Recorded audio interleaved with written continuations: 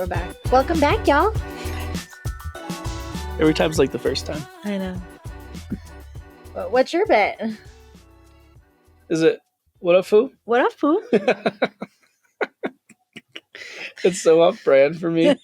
Like, so good. We talked about this. I could definitely pull hood. You're more. I could get there. I don't know. You could. You're a little preppy for that. Yeah, no. So I'm bringing the South heat. You're bringing hood, which is a complete role reversal. I love it. Just off as the person from the South. That's what it looks like to be outside of your authentic culture. Although hood is not my authentic. Yeah, I was like, no, I'm not buying that. Yeah. Well, a gangster bee, is that what was it? Yeah, no, my kids are like, they would say I'm hood because I'm hood to my kids. I'm like, I'm gonna punch you, and they're like, you little gangster bee, calm down. Bee. I'll start bringing that back. I think that was a good thing in like the early 90s. Well, like my kids would say it because they're not gonna call me a bitch, so you know. Well, I wouldn't think so. Yeah, that's reserved for like, your adult friends. Whoa, bee. Whoa. Yeah, no, I've gotten that a few times. Well, we all have. You know, it's all right. I used to have an acronym for that. We won't go into that today. Interesting. Mm-hmm. Another podcast. Stay tuned. Whole nother podcast. But we're not talking about B words today. We're talking about a lot of H words. So H words. Our topic today, I am so excited about because it's our new thing, and we've used it and loved it and tried it out. It works. It works so well. And so we're bringing it to you. We did the research. Here we are. Tried it on. Yes. And we deem it Impact Initiative certified or Impact Minded certified. So today we're going to be talking about the 3 keys to your best hire or the best hire of your life. Check it. Hungry, humble, smart. Humble, smart. We have been using these 3 words and these 3, what would we call them? These 3 qualifiers. That's what I'll call it. Yep. These 3 qualifiers for hiring, for training, for growth. And if you have these 3, you have a recipe for greatness. So a lot of times when we look at hiring, we get stuck on like, this is the best resume. This person has been deemed. We'll like go through all of the resumes and go through all of the things. And then we get in front of that person. We're like, this person sucks. Yeah. So we have found that the resume is not the qualifier. The interview is even not the qualifier. If you're not asking the right questions, you're not looking for the right things. So let's take a second to set up hungry, humble, smart, because there can be a lot of different ways, right? Like we say there's no common sense. So let's take some time to like create some context around hungry, humble, smart. So hungry, self-motivated, takes initiative, and craves growth. So I want to propose that hungry is not hustler. Hungry and hustler are 2 different things. And I think that can get kind of mixed up. Totally. So that is hungry. Hungry in the right direction, for sure. Humble. So this is a framework we want to break this down into a framework that you can actually use for hiring. Yep. So there's lots of different definitions to your point. I think there is an opportunity for an upgrade in those definitions. We'll talk a little bit about that as we move through this. But specific for hiring, a way to think about humble is their team first mindset, and they're not ego driven. This is a big piece. Humble often gets confused, or I think inflated with or conflated with weakness. Yeah. And we are of the opinion that is not the case. I think humility goes a long way in the workplace, specifically as it relates to team culture and collaboration, how people work in service of a mission and vision and not kind of for themselves. So humble is a big one. Probably the thing that it's something like personally that I'm very focused on, and I think it's a great trait for people. And humble doesn't actually mean thinking less of yourself. I think sometimes humble gets this like rap that, you know, you're not confident and you're like silent and you just like are not this strong person. But humility actually means thinking about yourself less, not thinking less of yourself. And so I think that's a big mindset shift for most people is like, oh, actually, when we think in tier 3 thinking and we're really focused on, oh, how do I get to make an impact in the world? How do I get to impact the world around me versus what does the world think about me? That's a big shift. And so insecurity and ego are one and the same. So if we think about ourselves less, like I don't need to be important. I don't need to be the only one talking. I don't need to have the answers as a leader. I get to actually impact when I do have the answers, but I get to receive also. That is the difference between humble and ego, right? Like those things are very different. And so humility is a huge piece of this because it allows us to think about how we impact others. Totally. And then the last one's smart. And again, a definition or some ways to think about that specific to hiring is that they are emotionally intelligent and that they know how to work with people. And we'll break that down a little more. But what that does when you think about hungry, humble, smart through those specific contexts, it helps solve 3 really key things in business. One is you have higher retention. So those are people that are automatically going to be in alignment, that self-motivation, that initiative, that team first mindset, all of those things are going to roll into keeping that person as a part of your team, but also helping them be wildly effective in your business, a stronger culture, which is critical, and then fewer people problems. So all those things kind of build together. You have better people, which builds a stronger culture, which means ultimately by way of that, you have fewer people problems as well, because there's natural alignment when you use hungry, humble, smart as kind of the lens. So now we're going to talk about how to use that with interviews. So like you and I could say like, oh, like hungry, humble, smart. This is where we tested it. And we're like, that's really cool. Those words are fun. And that makes a lot of sense. And we like them. But then we're like, well, you know, how do we actually use them?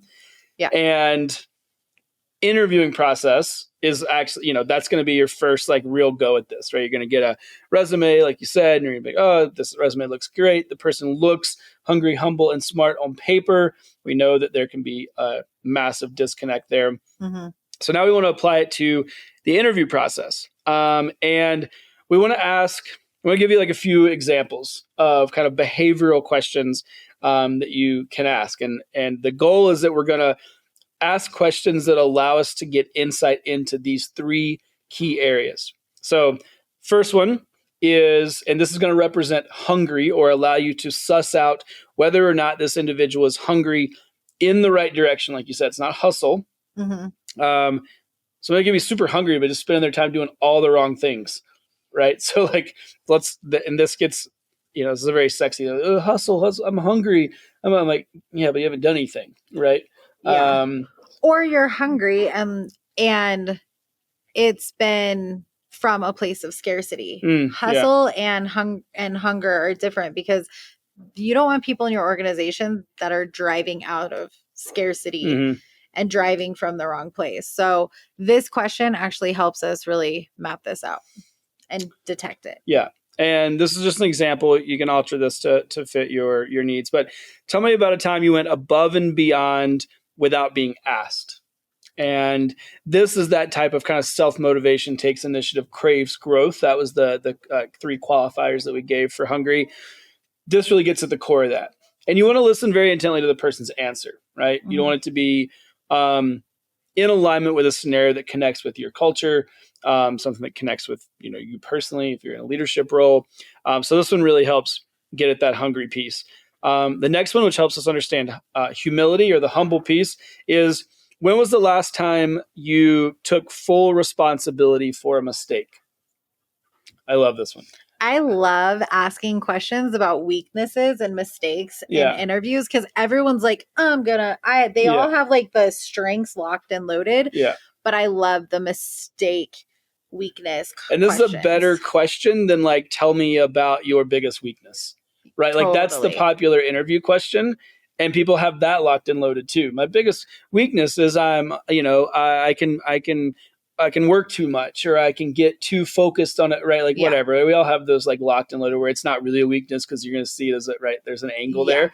This gets at that in a much more intentional and I think much more like authentic way where you get an answer that matters. So that was, when was the last time you took full responsibility for your mistake, or for a mistake that you made? And I just love this question. I think the answer is just going to be way more real because they're not going to be prepared for it. Mm-hmm. And even if they are, like it shows vulnerability, and it actually shows if somebody can't just be honest and name a mistake, it means they're not humble. Right. So if they use a BS, like surface level, because everyone makes mistakes, and part of being humble is not the goal in a humble mindset is not to not make mistakes. It's to take ownership over our mistakes. So if somebody actually can't communicate that with confidence, I made this mistake. I messed it up. Mm-hmm. This is how I actually dealt with that situation. It shows out of the gates that they can't take ownership over that and just admit that they have made a mistake. So this one is really great for that specifically because it, regardless of what their answer is, there's a lot of information there and you get to see how they respond to it. The body language is really big in this one too. Yeah. And then the last one is, how do you handle working with strong personality? So this one gets at the SMART piece. This one's probably really specific or really applicable for us because we're both strong personalities. Yeah. I've been told that many times. Not me. To my face. No, you've never heard that. Never heard that, B. I'm not a B. I'm very humble. Yeah. So here's how you want to use that. All right. You want to look for patterns. So are they quick to blame others? You ask these questions, they're like, oh, they passed the buck, they push it down the road, they're blaming other people. And do they light up when they talk about collaboration? So when they're talking about working with strong personalities or navigating or taking mistakes for taking a responsibility for a mistake, do they, how's their body language? How do they respond when they talk about collaboration or growth?